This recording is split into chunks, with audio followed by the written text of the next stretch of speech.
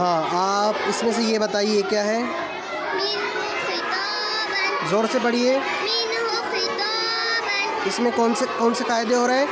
इज़हार अलिफ मद्दा। अच्छा, इज़हार कहाँ हो रहा है और अलिफ मद्दा कहाँ हो रहा है?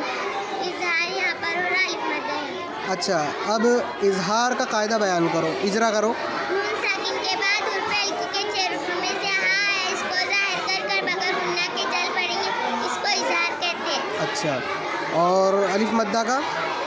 अलिफ से पहले ज़बर है, इसलिए अलिफ मद्दा को थोड़ा खींचकर पढ़ते हैं, ऐसे तो अलिफ ज़बर तो। अच्छा, माशाअल्लाह। और इसके बाद आप पढ़िए, ये पढ़िए अला। मीन आइनिन आनियतिन। हाँ, इसमें कौन से कायदे हो रहे हैं?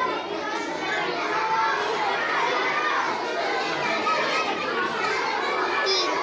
हाँ, कौन से बताइए? इज़हार, यालीन, हाँ 2 ज़ेर की तनवीन, जी। बड़ा ज़बर। अच्छा,